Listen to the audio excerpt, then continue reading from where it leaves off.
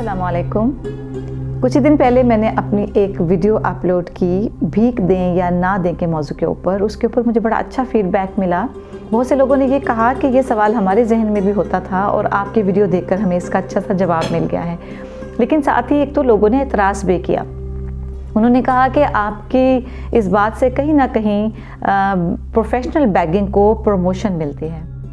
भिखारी और भीख को लेकर दो तरह के माइंडसेट्स हमारी सोसाइटी में पाए जाते हैं। एक वो जो कि इसको बिल्कुल ही कंडेम करते हैं और यहाँ तक कि वो मांगने वालों को धुतकारते हैं, डांटते हैं, उनकी बेइज्जती करने में भी कोई कसर नहीं छोड़ते। और दूसरे वो कि जो बिल्कुल ही बिला सोचे समझे एक प्रोफेशनल जो कि डेली एक ही जगह पर पिछले कई सालों से खड़ा हुआ है उसी को भीख दिए चले जाएंगे, खैर खैरात दिए चले जाएंगे।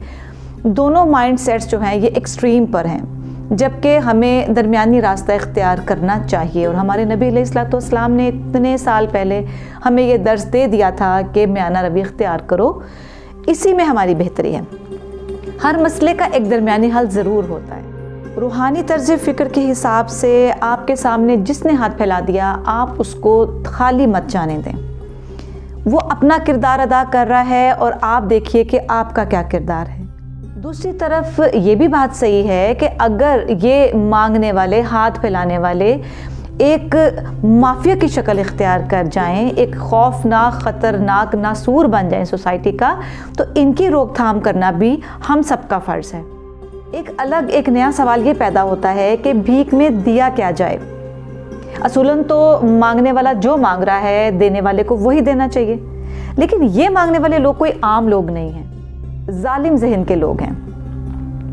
ये लोग अपने इस कारोबार को यानी गदागरी के कारोबार को प्रॉफिटेबल बनाने के लिए, इससे ज़्यादा से ज़्यादा फ़ायदा हासिल करने के लिए जुल्म के इंतहा को भी पहुंचने में शर्म नहीं रखते हैं। ये मासूम बच्चों को अगवा करते हैं, फिर उनके आज़ाद तोड़कर उनको भिखारी बना देते हैं। ये मज़लूम और गरीब बेबस ख़वातीन को ट्रैप करते हैं, उनसे उनके बच्चे हथिया लिए जाते हैं और उनको ये कहा जाता है कि सुबह से शाम तक फ़लाँ पॉइंट पे जाकर तुम भीख मांग कर लाओ और शाम को आके अपना बच्चा देख लो। ये बूढ़े बुज़ुर्ग ज़ईफ़ों को भी नहीं छोड़ते हैं। बूढ़ी ज़ईफ़ ख़वातीन और बूढ़े ज़ईफ़ मर्दों को अगवा कर लिया जाता है, जिनसे पहले ही उनके बदकिस्मत घर वाले जान छुड़ाना चाह रहे होते हैं। ये इन्हें अपने अड्डे पर ले आते हैं और इनसे ये कहते हैं कि तुम्हें क्या चाहिए, 2 वक्त की रोटी, सोने के लिए कोई जगह, वो तुम्हें हम दे देंगे। तुम सुबह से शाम तक मुकर्ररा जगह पर जाकर भीख मांगो और हमें वो कमाई ला कर दे दो। इस तरह से ये जो एजेंट्स होते हैं या ये जो कारिंदे होते हैं, ये करते क्या हैं कि सुबह सुबह रजिस्टर पर इन कारोबारी ख़वातीन व हज़रात यानी इन बैगर्स की हाज़िरी लगती है और इनको इनके मुकर्ररा पहले से मुतय्यन किए हुए पॉइंट पर छोड़ दिया जाता है या भेज दिया जाता है। और फिर इनके ऊपर सारा दिन निगरानी करने वाला कारिंदा भी आसपास हमारे ही करीब फिर रहा होता है, जिसका हमें पता नहीं चलता। शाम को ये लोग अपने उस मुकर्ररा अड्डे के ऊपर जहाँ ये एजेंट बैठा हुआ इनका इंतज़ार कर रहा होता है, पहुँचते हैं और अपने अपने सारे दिन की कमाई यानी भीख लाकर उसको जमा करवाते हैं और वो फिर रजिस्टर पर उनके नाम के आगे दर्ज करता जाता है। इस सारे दिन की भीख की कमाई से इन मांगने वालों को थोड़ा सा हिस्सा मिलता है, बाकी सारा उस माफिया की जेब में जाता है। ये एजेंट, ये कारिंदा जो कि इस सारे ड्रामे को रचा कर बैठा हुआ है, कोई मामूली बंदा नहीं है, ठीक ठाक ख़तरनाक और पीछे से कोई पाए वाला बंदा है। यानी इसको पता है कि इसके ऊपर जल्दी हाथ बढ़ने वाला नहीं।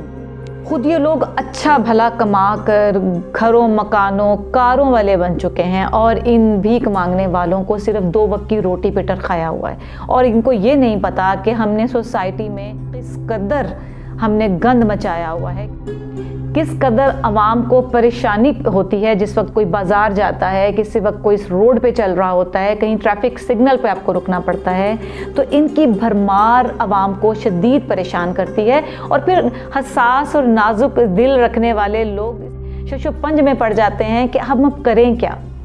अच्छा, क्या करें वाला सवाल जो है ये अच्छा सवाल है। यानी हमें इन बैगर्स के साथ क्या करना है।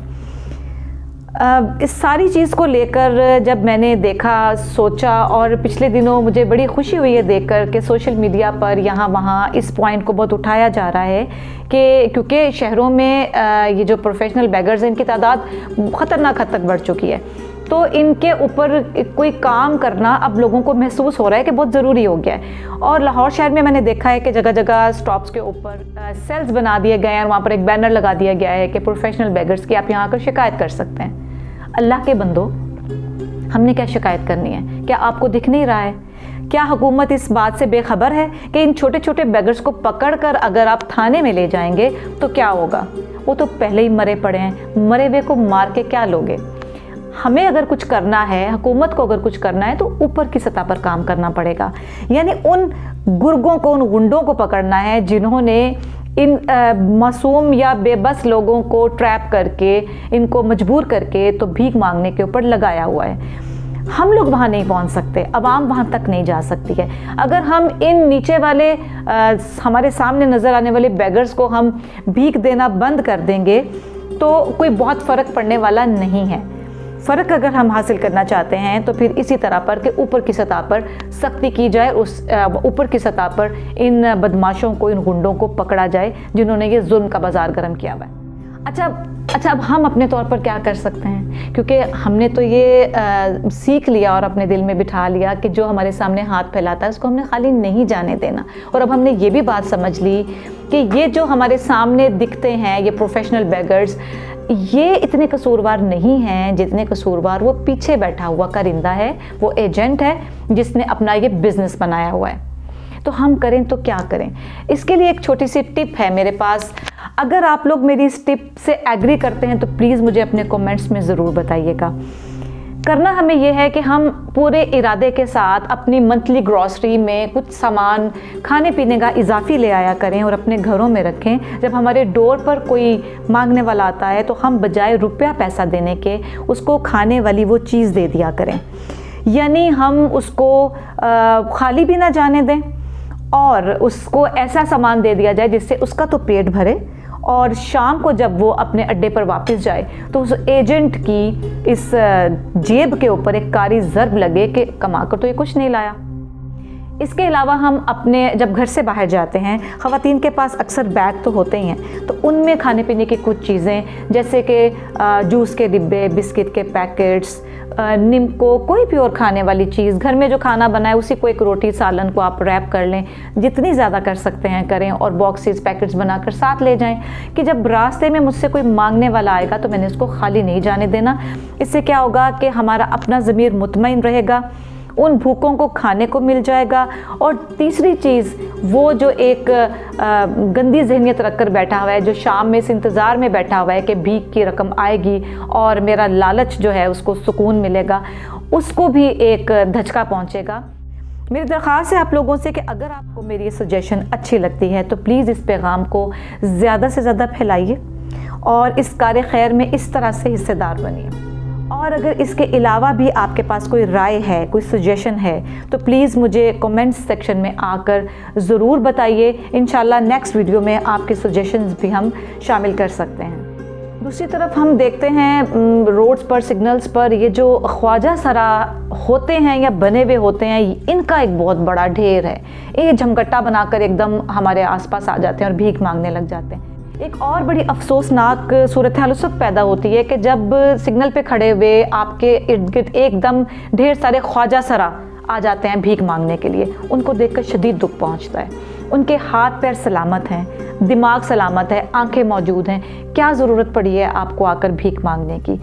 आप बहुत कुछ कर सकते हैं। इन ख्वाजा सराओं को बजाय भीख देने के नसीहत दीजिए, सबक दीजिए, कोई प्यार के दो जुमले बोलकर इनसे ये कहा जाए कि प्लीज़, अल्लाह ने अगर आपको जिस्मानी तौर पर किसी एक तरफ कम रखा है तो बाकी सब चीज़ें तो आपके पास बिल्कुल ठीक मौजूद है ना।